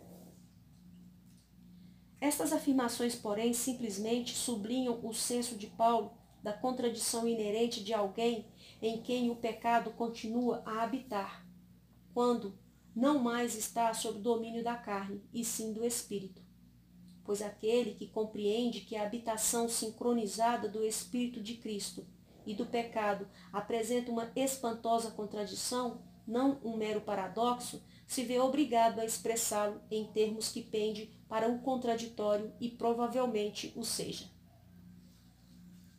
Portanto, Paulo não está se contradizendo quando, ao falar da libertação do pecado, do capítulo 6, do capítulo 7, pode sentir-se ainda um prisioneiro da lei do pecado. Ele está, ao contrário, dando expressão à contradição que é inerente à participação do novo ser em crente, anterior ao tempo em que a perfeita e final renovação se concretizasse e ele fosse, por Jesus Cristo, libertado do corpo da morte. Ainda que se visse resgatado do presente mundo perverso. Gálatas capítulo 1, versículo 4. Ele não está ainda removido da esfera de sua influência. Não obstante, tais afirmações não devem ser tomadas como a soma total das perspectivas neotestamentárias sobre a vida cristã. O apóstolo está visualizando a si próprio à luz de um aspecto particular, ou seja, à luz da lei de Deus, que é santa e espiritual. Romanos capítulo 7, versículo 14 e 16. Sob essa luz, mesmo como crente, a permanência do pecado se revela em toda a sua repulsiva rebelião contra Deus. O pecado permanece assim como a sua natureza como rebelião, e também permanecem imutáveis as suas naturais tendências escravistas. Assim como Paulo havia morrido para o pecado, todavia não se tinha libertado dele em termos finais. Assim também, ele reconhece que, como alguém que está no Espírito, ele já morreu para a condenação procedente da lei, mas ainda não se tornou perfeito de acordo com as demandas dela. Como pode alguém que já morreu para o pecado e está isento dele falar de si mesmo como vendido à escravidão do pecado e como um homem miserável? Tais contradições de expressão sublinham o fato de que o cristão experimenta muito mais que um simples paradoxo ou uma antinomia. O crente vive dentro do contexto de uma contradição real, no qual foi introduzido pelo dom do Espírito. Ele foi vendido como escravo do pecado, e a redenção ainda não oblitera as influências dessa servidão. Pelo menos ainda não. Um castelo em ruína, mesmo quando devidamente reedificado, continua a ser caracterizado pelas devastações por que passou. Assim, na vida cristã, Em vez de diminuir o contraste da carne e espírito, Paulo o afirma enfaticamente: somente quando Cristo, por fim libertá-lo do corpo da morte, Romanos capítulo 7, versículo 24, a contradição será finalmente desfeita, Romanos capítulo 8, versículo 23. Portanto, os clamores de Paulo devem ser lidos não tanto como clamores oriundos do desespero do homem sem o espírito, como os clamores oriundos de um cristão frustrado, que virá à tona nesta forma, espasmodicamente intensificada ao longo de todo o curso de sua vida. Até mesmo este ponto de vista de Romanos, capítulo 7, versículo 14 a 25, não deve ser tomado como sugestão de Paulo, de que Paulo visualiza o cristão como paralisado pelo pecado e pela carne. Ao contrário, é a tarefa do cristão fazer morrer os malfeitos do corpo, Romanos capítulo 8, versículo 1, Colossenses capítulo 3, versículo 4, à luz da união com Cristo e a diretriz e a habitação do Espírito de filiação. Este conflito também não tem paralelo. A graça reina através da justiça, tanto em nós como por nós. Daí a afirmação clássica e enfática da Confissão de Westminster, a despeito da infeliz expressão aos nossos ouvidos que diz a parte regenerada. Abre aspas. Nesta guerra, embora prevaleçam por algum tempo as corrupções que restam, contudo, pelo contínuo socorro da eficácia do santificador Espírito de Cristo, a parte regenerada vence, e assim os santos crescem em graça, aperfeiçoando sua santidade no temor de Deus. Fecha aspas. Sumariando, pois, podemos afirmar três coisas. Primeiro, o aspecto interno do conflito carne-espírito é real. O crente em Cristo prossegue pela vida fora, anulando os sintomas do desenvolvimento da santidade. Havendo interrompido a antiga inclinação, o pecado cria conflito, em vez de destruí-lo. Segundo, além do mais, esta é uma realidade permanente, mas não significa dizer que é contínua ou conscientemente vivida pelo crente no mesmo nível de intensidade. Romanos capítulo 7, versículo 14 ao versículo 25, não é a única perspectiva que o crente tem de si mesmo, embora seja uma perspectiva essencial. 3. Não cabe dúvida quanto à resolução deste conflito. No presente, o crente clama por livramento do corpo de morte, ainda que por meio da habitação do Espírito já possua a garantia desse livramento. A surpreendente realidade da santificação divina consiste em que a presença do Espírito em nossos corações é a causa fundamental do estabelecimento do conflito. Os que possuem as primícias do Espírito são os que gemem intimamente enquanto aguardam ansiosamente a adoção, a redenção de seus corpos. Romanos capítulo 8, versículo 23. O próprio Espírito constitui as primícias da redenção final. Ele é o penhor ou depósito, o selo ou garantia do que está ainda por vir. Efésios capítulo 1, versículo 13 e 14, capítulo 4, versículo 30. À luz deste fato, o crente não mais vive como devedor à carne, ao ponto de viver catasarca. Não está hipotecado a ela, ao contrário, sua dívida pendente é ao Espírito, ao ponto de viver catapneuma, uma vez que ele pertence a Jesus Cristo e a ele está hipotecado em fé e em amor para todo sempre, numa dívida que jamais poderá ser reembolsada. Romanos capítulo 8, versículo 12. Eis precisamente o contexto dos imperativos relativos à mortificação e vivificação que emergem constantemente da exposição dos indicativos da graça redentora e lhes são correspondentes. Os crentes são novas criaturas em Cristo, por isso se despem do antigo e se vestem do novo. Romanos capítulo 6, versículo 11, Colossenses capítulo 3, versículo 5 ao 14. Até que a adoção pela qual anelam, consumada na redenção do corpo, seja concretizada. Espírito e lei. Qualquer determinação do ensino de Paulo em Romanos 7 suscita a pergunta mais ampla sobre a relação do ministério do Espírito no tocante à lei. Esse é apenas um aspecto das questões mais fundamentais na teologia cristã. Como o Evangelho se relaciona com a lei, o Novo com o Antigo Pacto, Cristo com Moisés, o Pentecostes com o Sinai? Os acontecimentos do dia de Pentecostes nos intimam a levar em conta essa questão. Já notamos o paralelismo antitético que parece operar entre o Pentecostes e o Sinai. No Sinai, Moisés subiu à presença de Deus, e a lei de Deus, escrita em tábuas de pedra, foi trazida ao povo. No Pentecostes, Jesus subiu à presença de Deus e o Espírito desceu, escrevendo a lei nos corações do povo. No contexto de sua exposição desses acontecimentos, Pedro frisa a seus ouvintes o cumprimento de Joel capítulo 2, versículo 28 a 30, pondo sua ênfase na diferença entre a administração sinaítica e a administração pentecostal.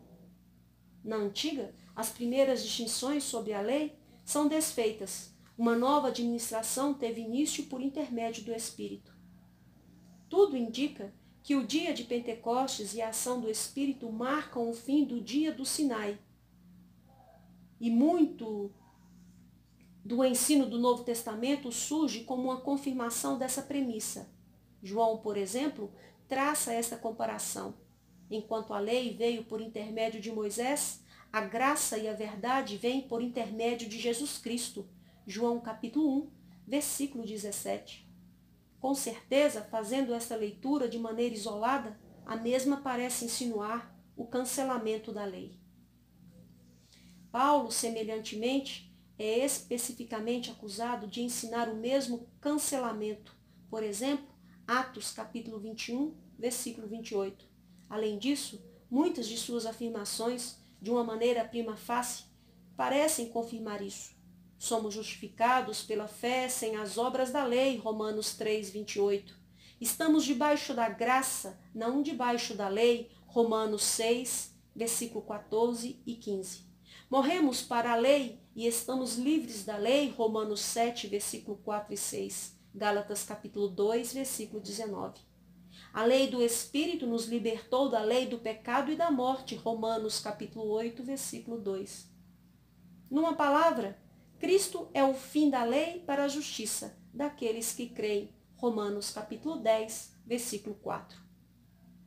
O que era glorioso em seu próprio tempo é agora, no dia do Espírito, visto à guisa de comparação, ser completamente destruído de glória. Ser destituído de glória. 2 Coríntios, capítulo 3, versículo 10. Entretanto, uma leitura mais atenta no Novo Testamento revela que a relação entre o Espírito e a lei é muito mais complexa do que isso.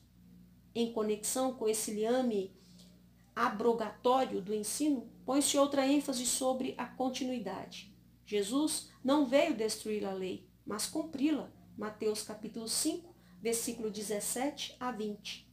De fato, a própria natureza do amor consiste em cumprir a lei. Romanos capítulo 13, versículo 8 a 10. A qual é boa, santa e também espiritual. Romanos capítulo 7, versículo 12 e 14. Uma indicação de vida no Espírito é que os justos requerimentos da lei sejam cumpridos naqueles que andam no Espírito. Romanos capítulo 8, versículo 3 e 4. Como esta aparente contradição pode ser resolvida? A vinda do Espírito de Cristo põe ou não fim às relações com a lei que Deus deu no Sinai? A resolução clássica deste dilema se radica numa formulação da lei que teve seu floruit na teologia evangélica do século XVII. Ela distinguia 3 dimensões na lei dada através de Moisés: civil, cerimonial e moral. Na lei mosaica, esses 3 aspectos eram sólida e inextricavelmente entrelaçados. A lei de Moisés, porém, destinava-se a ser uma administração divina e temporária da lei. Como tal, ela foi adicionada à promessa dada a Abraão, Gálatas 3, versículo 17. não era original no que diz respeito às relações pactuais de Deus com seu povo eleito. Ao contrário, ela serviu a seus propósitos. Primeiro, em governar um povo distinto, até ao tempo quando o Messias prometido se levantaria dentre eles. E segundo, em prescrever um método de expiação para os que violassem as demandas morais de Deus. Portanto, na administração mosaica, a lei de Deus, em seus requerimentos morais, o Decálogo, revelava a necessidade de um Redentor. Em seus requerimentos cerimoniais, ela comunicava a esperança de redenção. Em suas regulamentações civis, ela preservaria para Deus a noção de cujo seio o Redentor se levantaria. Em suas regulamentações civis, ela preservaria para Deus a nação de cujo seio o Redentor se levantaria. Eis o ponto que Paulo realça em sua importante afirmação. Qual, pois, era o propósito da administração mosaica da lei? Foi adicionada a promessa por causa das transgressões até que viesse o descendente a quem se fez a promessa no pacto abraâmico. Gálatas, capítulo 3, versículo 19.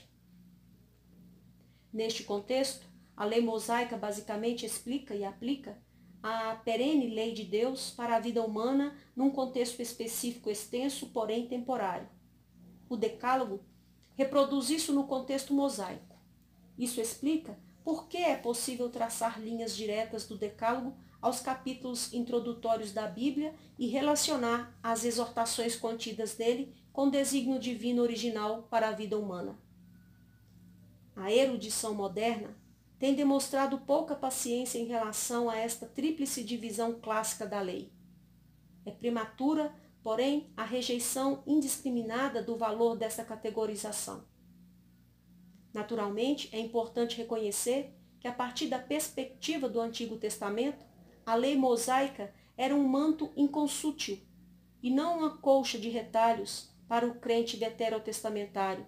Não obstante, não significa dizer que o crente veterotestamentário não reconhecia seu caráter multireproduzido. Uma ou outra dessa interpretação é de fato assumida por uma série de ênfases neotestamentárias. Só na formulação desta premissa é que faz sentido a insistência de Jesus de que ele cumpre a lei, em vez de aboli-la. Mateus capítulo 5, versículo 17 ao 20. Efésios capítulo 2, versículo 14 a 18, parece ter em mente uma divisão semelhante da lei. Aqui Paulo fala de Jesus como abolindo em sua carne a lei com seus mandamentos na forma de ordenanças. Mas se ele pode livremente referir-se ao mandamento de honrar pai e mãe como sendo válido, como faz em Efésios capítulo 6, versículo 1, parece evidente que ele, em algum sentido, faz distinção entre o decálogo, lei moral, o qual ele impõe, e o restante das ordenanças mosaicas. A carta aos Hebreus, semelhantemente, trata da lei cerimonial como que, em algum sentido, possuindo certa função distinta num período provisório de tempo. Alguma indicação deste caráter multireprodutor ou concêntrico da lei já se acha presente no próprio Velho Testamento. Por exemplo, somente o Decálogo foi proclamado por Deus no monte. Somente o Decálogo foi inscrito pelo dedo divino em tábuas de pedra. Somente o Decálogo foi depositado na Arca da Aliança. Entretanto, deve-se enfatizar que é somente à luz da obra de Cristo que os fios que juntam estes aspectos da lei são altos. E as distinções implícitas se tornam explícitas. O que se fez evidente na promulgação da lei foi que suas diferentes dimensões se pertenciam na administração mosaica como os princípios do fundamento se relacionam com aplicações particulares. Enquanto os aspectos civis e cerimoniais se tornam obsoletos, a dimensão moral é permanente e, portanto, permanece aplicável na era do novo pacto. Entretanto, algo mais precisa ser dito, pois muda-se deveras o status da lei no novo pacto. Revela-se muito mais do que uma mera confirmação da autoridade permanente da lei.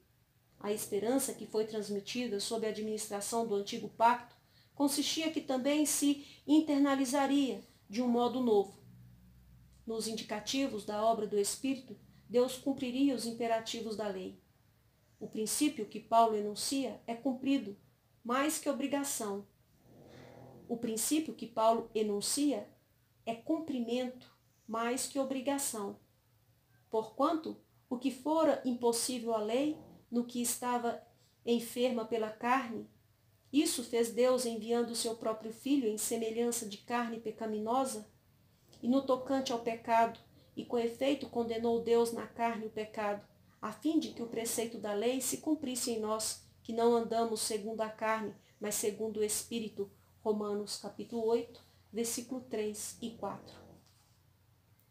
O indicativo veterotestamentário, estes mandamentos estarão em vossos corações, Deuteronômio capítulo 6, versículo 6, pôs diante do povo de Deus uma norma, mas segundo enfatizou Jeremias, o pecado de Judá está escrito com um ponteiro de ferro e com um diamante pontiagudo gravado na tábua de seu coração e nas pontas de seus altares. Enganoso é o coração, mais do que todas as coisas, e desesperadamente corrupto. Jeremias capítulo 17, versículo 1 e 9.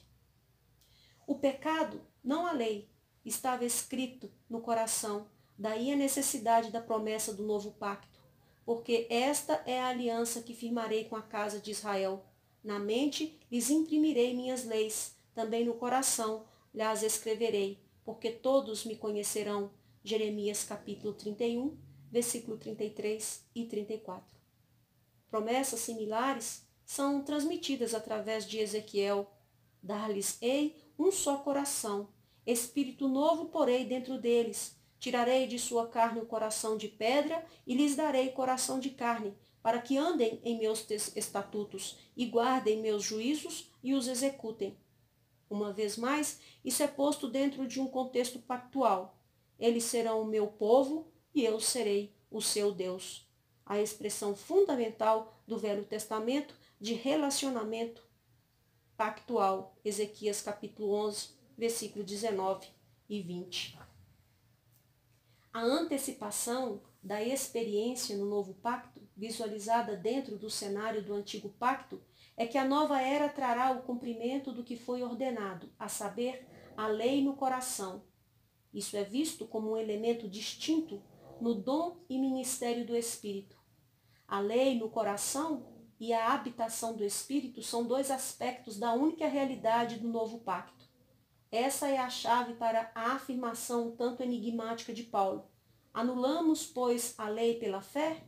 Não, de maneira nenhuma. Antes, confirmamos a lei. Romanos capítulo 3, versículo 31.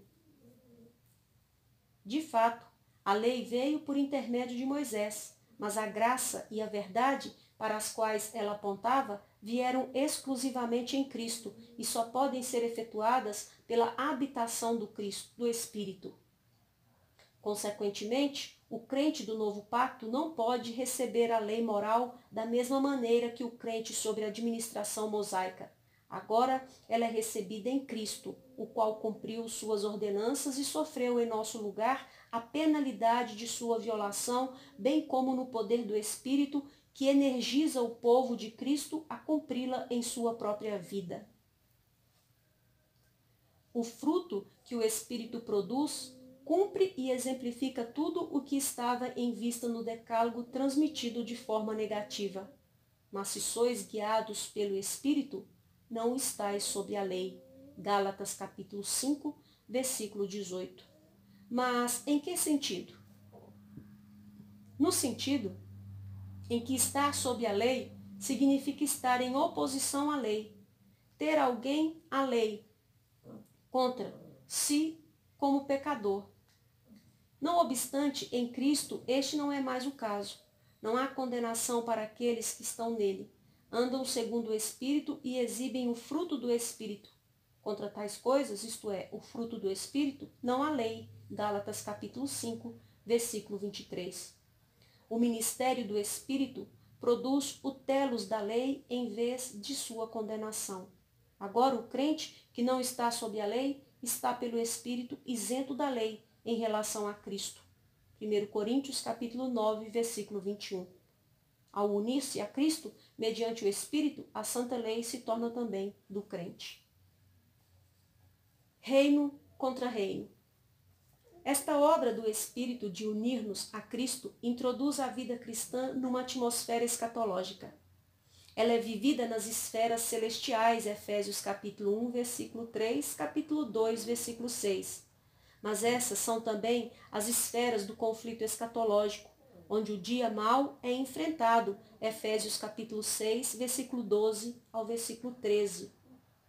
A vida no Espírito é vivida no contexto dos últimos dias, caracterizados como são por tempos de angústia, segundo Timóteo capítulo 3, versículo 1.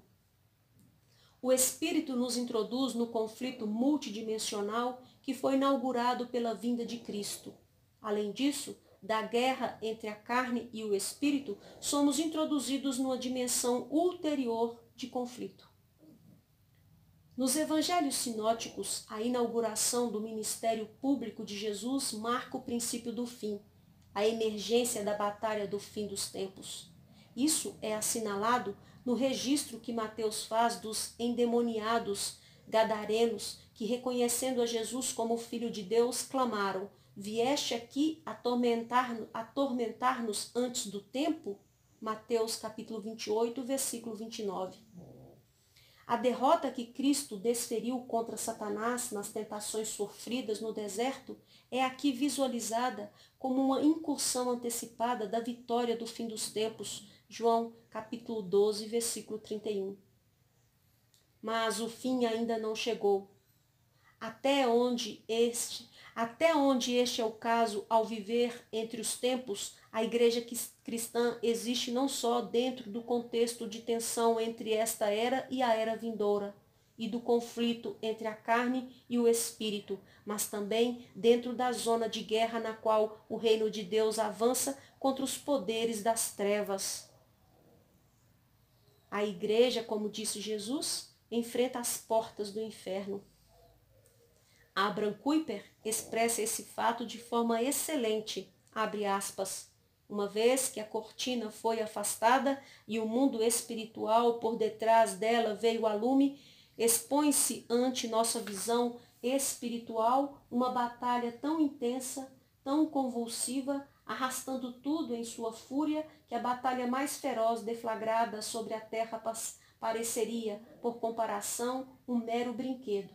Não aqui, mas além é onde eclode o conflito real. Nossa luta terrena ecoa por entre as escarpas. Fecha aspas. Por essa razão somos vestidos com toda a armadura de Deus para que permaneçamos firmes em Cristo. Há aqui um importante paralelo ao fim do domínio do pecado. Seu reinado em nossos corpos tornou-se nulo e sem efeito, ainda que sua presença não esteja ainda finalmente destruída. Semelhantemente, Cristo venceu o diabo na cruz e o desarmou. Colossenses capítulo 2, versículo 15, Efésios capítulo 2, versículo 2. O conflito da igreja e do crente com as forças satânicas só é possível porque já fomos libertados do seu cativeiro. Ele é intensificado em virtude da contínua presença do pecado no crente. Há, pois, um alinhamento do conflito carne-espírito com o conflito reino-reino, pois, distintamente de Cristo, os cristãos não podem dizer que quando Satanás está em ação, ele nada tem em mim. João capítulo 14, versículo 30. Há um ponto de contato para o reino das trevas na quinta coluna na habitação do pecado. Esta plataforma se posiciona em nossa contínua disposição para o pecado e é ignorada em nosso perigo. É provável que uma insinuação disto surja já em Romanos 7, com seus ecos provindos dos capítulos iniciais de Gênesis. Na verdade, o espectro de Adão jaz à espreita em toda a primeira metade de Romanos. Em Romanos capítulo 7, versículo 11, a linguagem de Gênesis capítulo 3, versículo 13 da Septuaginta reaparece. Em Romanos capítulo 5, versículo 12 a 21, Paulo está em Adão antes de estar em Cristo. Mas, se estamos certos, entendendo Romanos capítulo 7, versículo 14 ao versículo 25, como uma descrição da experiência cristã, então, em certo sentido, as ruínas de Adão permanecem em Paulo, mesmo depois de ser um novo homem em Cristo. Como já vimos, aquele que é habitado por Cristo ainda é habitado pelo pecado. Assim, em Romanos 7, versículo 21, então, ao querer fazer o bem, encontro a lei de que o mal reside em mim.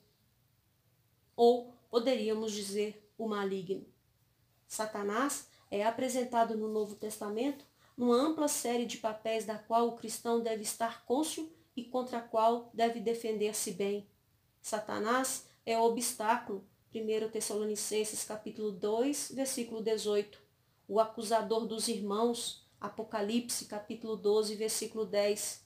O diabo, o difamador, Mateus capítulo 4, versículo 1 a 11.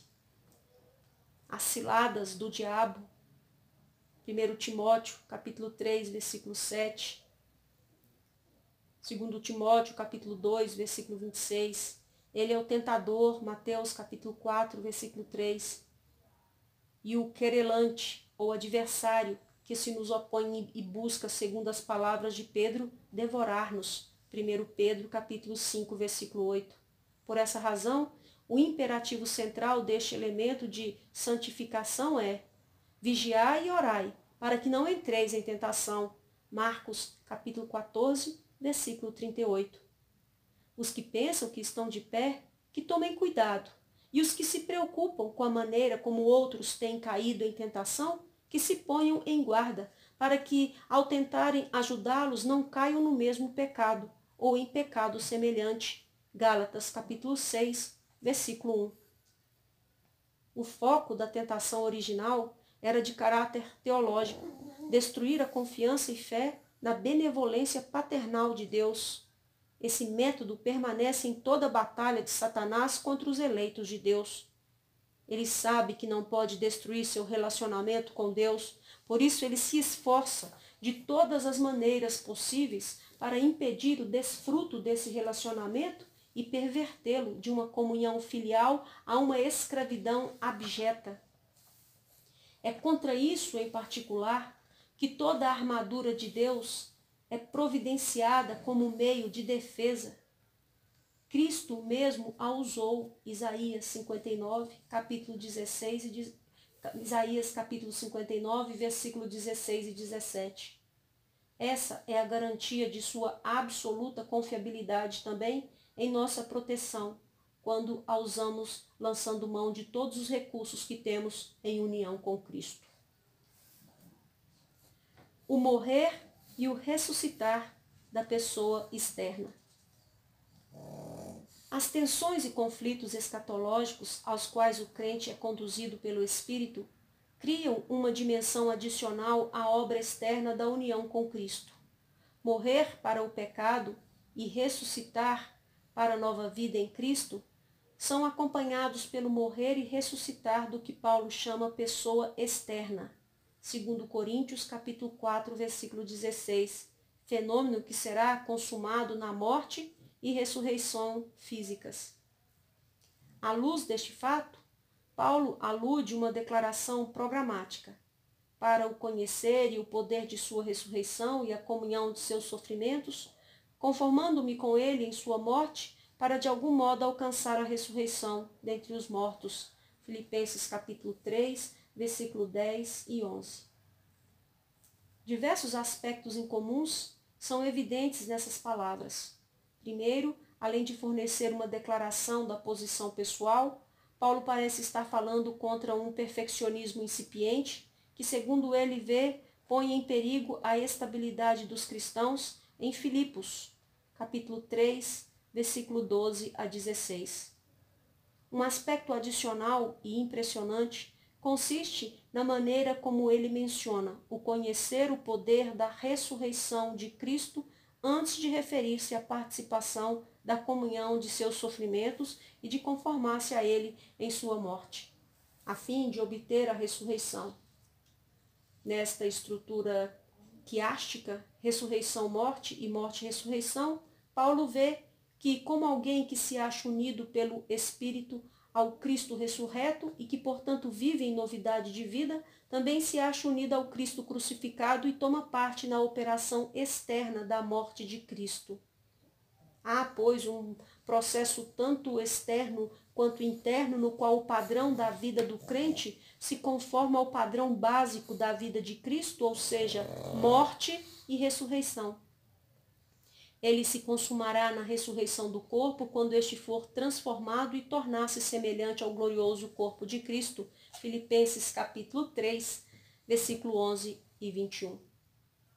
Calvino se refere a este aspecto da obra do Espírito em conduzir-nos tanto à comunhão quanto à união com Cristo como um duplex ou algo dúplice, mortificação e vivificação. Internamente, santificação envolve morte para o pecado, rejeição do pecado e consagração a Deus em nova vida. Externamente, já que a santificação atinge todo o nosso ser, ela envolve a mortificação provinda do levar a cruz mediante todas as formas de aflições e perseguições, e finalmente a vivificação provinda da ressurreição. É neste sentido que os cristãos de Tessalônica, que haviam experimentado grande sofrimento, se tornaram modelo, 1 Tessalonicenses capítulo 1, versículo 7, para outros crentes. Neles, o paradigma da união com Cristo em seus sofrimentos foi nitidamente exibido para que outros o vissem, e este, de modo natural, é duplamente o propósito de Deus na mortificação e vivificação. Ele, assim, por intermédio de seu Espírito, conforma seu povo à imagem de seu Filho, Romanos capítulo 8, versículo 29. Este é o bem em vista na forma como o Espírito opera juntamente todas as coisas, Romanos 8, versículo 28. Paulo elucida mais as ramificações deste princípio em 3 importantes passagens em 2 Coríntios. Primeiro, 2 Coríntios capítulo 13, versículo 4.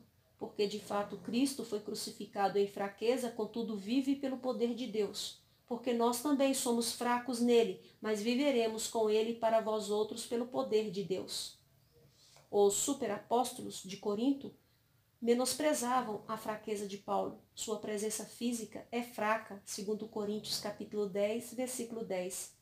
Diziam que ele era inexpressivo, segundo Coríntios capítulo 10, versículo 10. Paulo responde indicando que é em sua fraqueza que ele é uma analogia de Cristo para os homens. O poder de Deus não destrói necessariamente a fraqueza.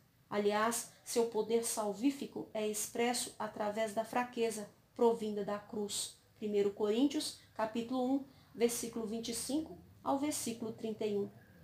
Requer-se cuidadosa atenção a fim de sentir-se a importância da linguagem de Paulo aqui. Ele não diz somos fracos em nós mesmos, mas somos fortes em Cristo.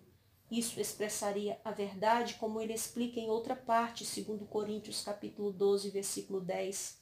Ao contrário, Paulo tem uma perspectiva diferente, atado pelo Espírito ao Cristo crucificado e ressurreto. Ele é fraco em Cristo e ao mesmo tempo poderoso nele. Sua fraqueza não é apenas em si mesmo, enquanto à guisa de contraste, ele acha força em Cristo através do Espírito. Ao contrário, sua fraqueza é uma consequência direta de sua união com Cristo em sua fraqueza na crucificação. A fraqueza de Paulo não é uma motivação para buscar a união com Cristo a fim de poder ser forte. Ela é a direta consequência, implicação e operação dessa mesma união no Espírito. Este, pois, é o método da santificação, porque ela é o modo de conformar-se a Cristo e, finalmente, o modo no qual se completa a restauração da imagem da glória divina. Segundo, tudo o que Paulo diz em 2 Coríntios capítulo 13, versículo 4, reflete seu ensino anterior em 2 Coríntios capítulo 4, versículo 7 ao versículo 12. Aqui, uma vez mais, ele está defendendo seu apostolado ao descrever o caráter do ministério autêntico em Cristo. 2 aspectos predominam o que ele diz. Há um uso e repetição inusitados do nome de Jesus sem título adicional. 2 Coríntios capítulo 4, versículo 10 e 11. Isso chama a atenção para a humanidade que nosso Senhor compartilha conosco. B. Há um uso reiterado do contraste morte e vida.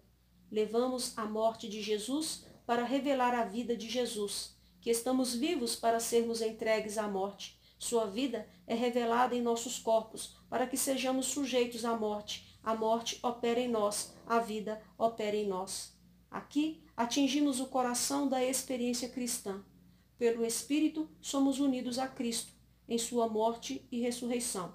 Assim como esse era o telos da vida de Cristo e, portanto, o padrão determinante de toda ela, assim ele é o telos da obra do Espírito em nossa vida e torna-se seu padrão determinante. A santificação é a obra do Espírito na pessoa toda de uma vida através da morte em união com Cristo. Em termos de santificação, Paulo argumenta que somos entregues à morte, à mortificação externa, a fim de que haja a manifestação de Cristo, ou seja, a manifestação de sua vida em nós. Levamos por toda parte o morrer de Jesus em nossos próprios corpos, para que a vida de Jesus também seja visível neles.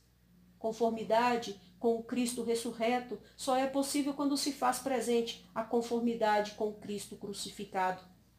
Em termos das consequências disso, ele os descreve assim: a morte, ou seja, o efeito da união com Cristo em sua morte, opera em nós.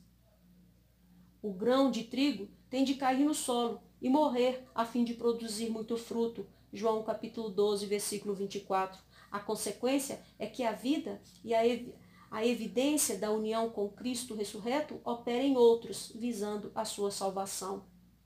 Terceiro, Paulo já havia falado graficamente disto em 2 Coríntios capítulo 1, versículo 5.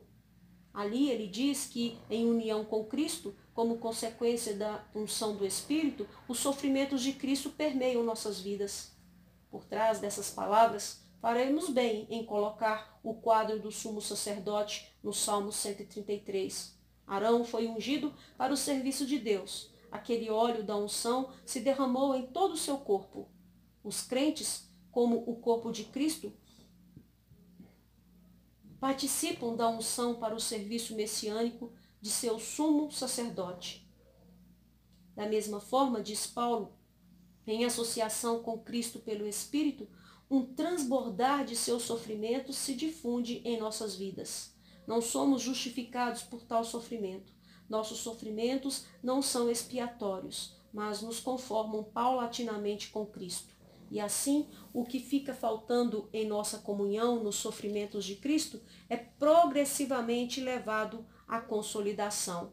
Colossenses capítulo 1, versículo 24.